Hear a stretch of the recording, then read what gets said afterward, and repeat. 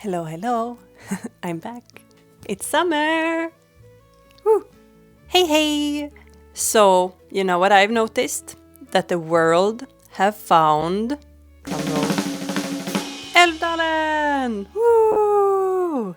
And I want to talk about it. Älvdalen is a county in Sweden situated in Dalarna. And they have remnants of a dialect that is so quirky that it is not counted really as a dialect anymore. It is counted as its own language. We have a couple of these like quirky dialects all around Sweden, since Sweden is very like long, and every single county has their different dialect. We, for example, have Gutemål, which is spoken on the island of Gotland, outside of the east coast of Sweden. And Gutemål itself is a successor of the ancient language Gutiska, which is its own like Old Norse dialect, which is super cool. But Gutemål is counted as a Swedish dialect and not its own language. Similar to all other Swedish dialects, Älvdalska, or Elfdalian in English I suppose, has its roots in Old Norse. It is closely related to other dialects such as Orsamål and Våmhusmål, which is surrounding, like these are close by locations to Älvdalen as well. You know what, before going into this, I would want to clear up a little bit of a language misunderstanding, a little bit of a language barrier, if I may. So the word Älva means elf from Swedish to English. You know, like these little fairy kind of creatures. But the word älv means river. As in the name of Älvdalen, it doesn't mean fairy valley. Dal means valley. I have no idea how river valley, directly translated from Swedish, became fairy valley in English, like Elfdalian. It seems to be some kind of mishap or miscommunication, misunderstanding between the languages. Therefore, I feel very, very weird and strange using the expression Elfdalian, since then I am by default kind of misusing my own native language, so it becomes a very weird thing. So going forward in this video, I will refer to the topic at hand as Älvdalen and Älvdalska and not Elfdalian, because it feels weird to me as a Swedish person to refer to names in Swedish in misunderstood translated English terms. And I don't want to further spread like some kind of miscommunication here where there's like, oh, there's these fairies and stuff, like when it actually is about the beautiful, beautiful lakes, which is romantic enough for me. Anyhow, let's continue. Today, Älvdalska is counted as a minority language since it roughly is around 3,000 people who can speak it. And I've actually had the pleasure to learn the phrase ur min dig from a friend of mine many years ago, and I just hope that I pronounced that correctly. Shout out to Orson if you're watching. And all of those many years ago, while talking to him, he was very adamant that he thought that Älvdalska should be its own language. It should be counted as a minority language, since it doesn't feel like or sound like Swedish, and it's not really understood by other Swedes. And here is where it gets a little bit murky, because according to Swedish official standards, it has not really been recognized as a minority language as of yet. Meanwhile, internationally, Älvdalska is recognized as its own separate language. So there is a little bit like murkiness in there. So if I refer to Älvdalska in this video as a dialect, I'm doing so completely by mistake. It should be its separate language, in my humble opinion. And it is also by the wishes of the minority that speak this language wish to call it a language, so I will also respect that. So let's talk about a little bit why it should be its own separate language. So amongst other things, Älvdalska has kept an old case system and the Old Norse system of how long syllables should be, so syllable length, which includes, you know, short, long and extra long syllables. It has also kept certain sounds from Old Norse that is not in Swedish language anymore. Sounds like z and th, for example. And it is the only Nordic variety language, as far as I've understood it, that has kept the nasal kind of sound in its language. As with anything historic, Älvdalska of course has also gone through big changes with passing of time. This include like turning old long vowels into diphthongs and like changing the diphthongs that is present in Old Norse into like single vowels or diphthongs, or different diphthongs. And let me tell you, as a native Swedish speaker, and I have my own dialect as my base in my language. I understand maybe 1 in 7 words in Älvdalska, 1 in 7 words.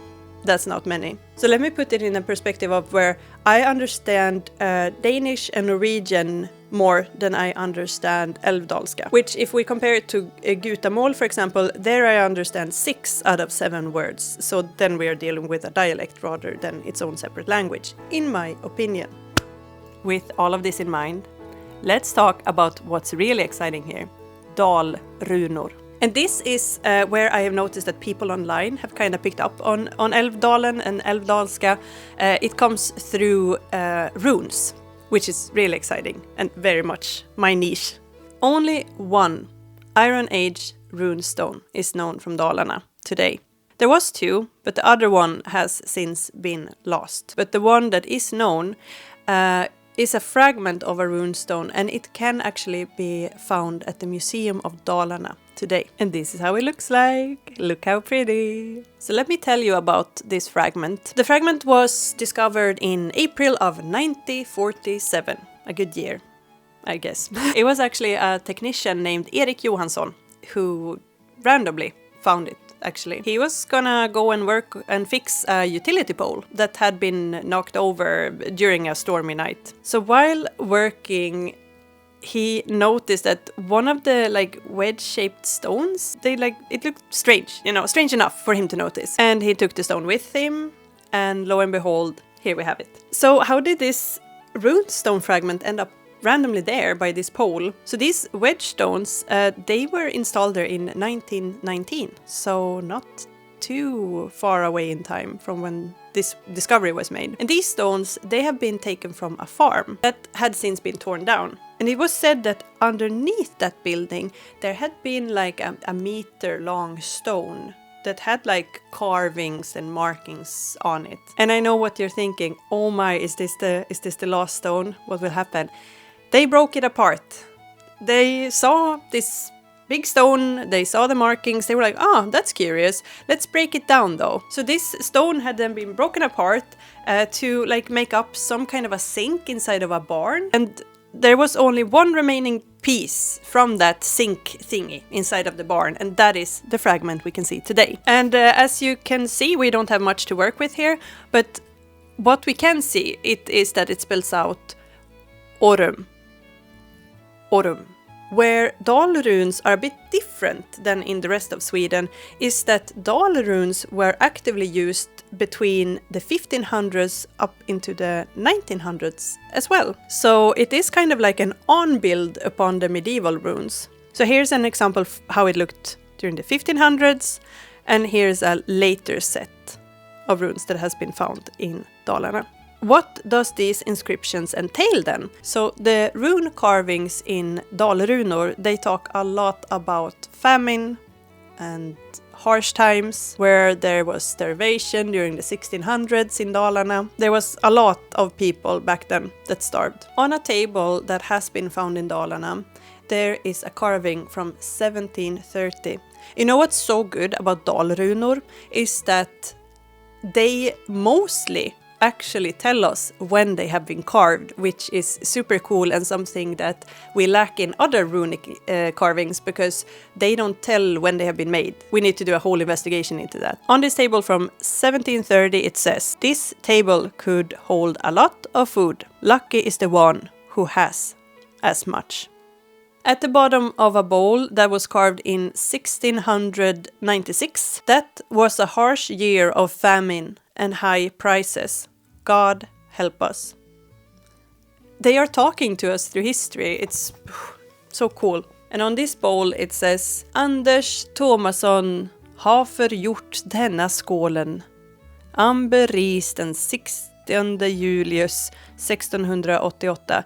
So it means Anders Thomasson have made this bowl in Hamberis the 16th July 1688. What I mean with that Dal runes differ from the rest of Sweden is that on the Swedish mainland, as well as our neighboring countries, Norway and Denmark, it seems like the art of carving runes disappears shortly after the mid 1300s as a norm, is what I mean then. Whether the Dal runes came directly from a medieval tradition or if it was created by scholars during the 1500s still remains unknown. And here is also where I see misconceptions taking place about Dalarna and Älvdalen as a location in the Swedish social landscape.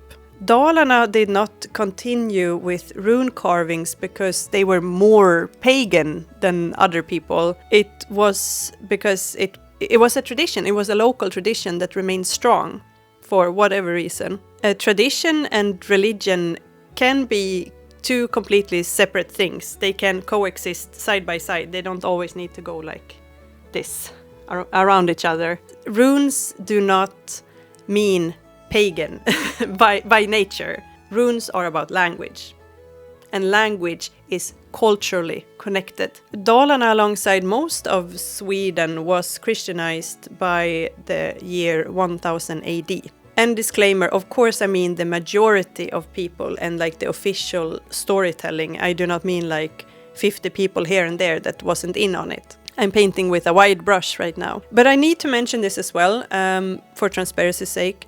There is a written source where a king is kind of highlighting that there is a bunch of heathenry going on in Dalarna around the year 1100 AD. It is in Sverris saga, so that is a Norwegian king, Sverre Sigurdsson of Norway, that ruled the Norwegian throne between 1177 and 1202 AD.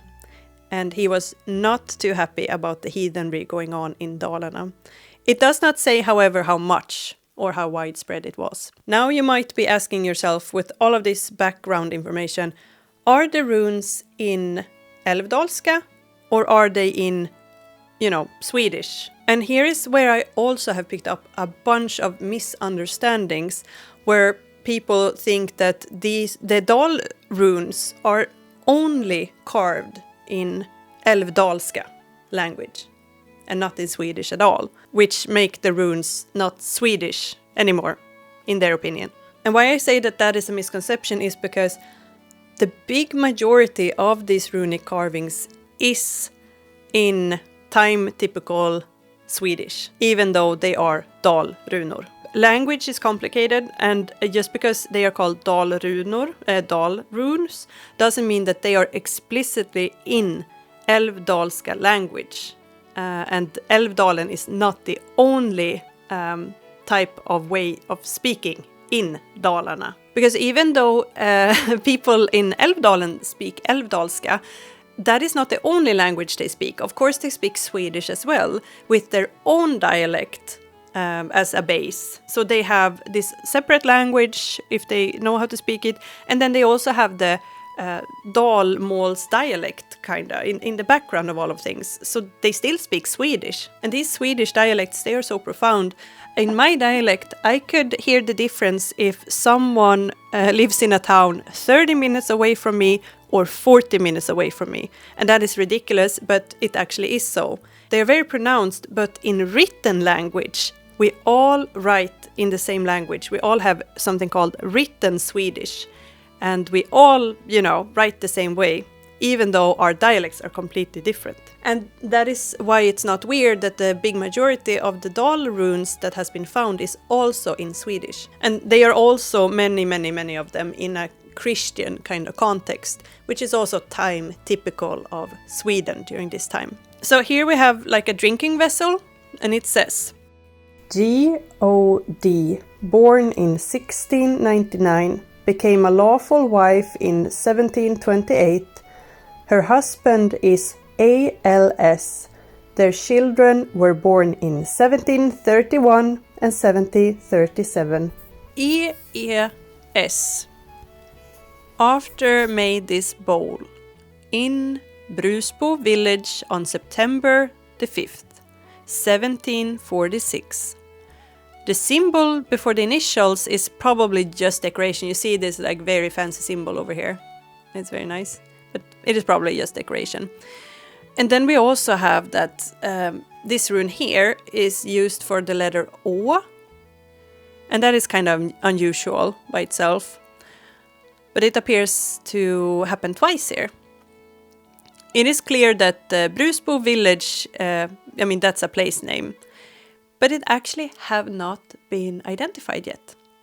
So it might be like this small, humble spot where people lived inside of the forest many, many years ago. And what is funny with this inscription is that it is a mix of Roman and Arabic numerals, which is kind of funny. It's a bit unusual, and it is like a bit confusing why they have chosen to use Roman and Arabic. And then it again says EES made this bold, which is a direct repetition of what has already been carved. The underneath side is rather hard to understand and says something along the lines of "To me for honor and may no harm come here. I am entrusted, given the book of life is written about me or in me," or something similar to that. Here we have another example. And if you are a native Swedish speaker, I bet you can already kind of tell what it says. It's not too secret. So it says EES, född den 22 augustus år 1779. AES, född den 21 september. AED, född den 21 november 1781. EES, born in August 22, 1779. AES, born in September 21. AED, born in November 21, 1781. Christ is my virtue, let death teach me, 1768. And further examples, they kind of pile up and they continue in this manner. Let's actually look into some rune carvings that are in Älvdalska. This one is from 1890. In Älvdalska it says this: Len am uid örid och gartse bude i Julius 1681. 1681. I stur av flåsa och rågen så adum nid barkbröd och non benuga borte ieto. And this would then mean in English, we were here and built the hay shed in July 1781. In great hardship and rain, we had bark bread and few bony perches, and this is a fish sort, to eat. Alas. And again, here we see like a difference. As a Swedish person, I understand most of the other inscriptions kind of straight away, but in this example, I could not decipher it and I don't understand it really. It's a very cute message to send for the afterlife though. Here we have another one in Älvdalska that says Kyne kesa allin i väred. Kyne kesa allin i väred. This is also a cute one. It means that the cows calved with their rumps in the air. So yeah, the cows gave birth with their butts high up towards the sky. But as earlier stated, a huge majority of the Dal runes are in Swedish. And with many other rune carvings, they are also in a Christian context. For comparison, most of the rune stones that we have found are raised in a Christian context that are actually from the Viking Age. And this is such a common misconception that I see gets passed around the internet over and over again, that runes are inherently pagan because, obviously it's an ancient language thing. They come from a society, which we all do, that was, not Christian, because Christianity in that sense is rather new. That goes for all of it. It's not just about the runes. The runes are not inherently pagan themselves. They are just a means to making up a language. In Älvdalen, that they would only speak Älvdalska is another misconception that I keep seeing. And that these rune carvings are special because they are not Swedish, which is not true. They are in Swedish, but they are remnants of a tradition that is inherently in Älvdalen and in Dalarna. Many of us are using Latin letters in today's world across the board in many different countries. Doesn't mean that we are all of the same personal beliefs or religions. With that, I hope that you enjoyed our little trip to Älvdalen and exploring with me what the Dal runes really are and what they say and what's going on with all of this. I hope that you leave this video a little bit wiser, that you've learned something and that you have more clarity. Hej då!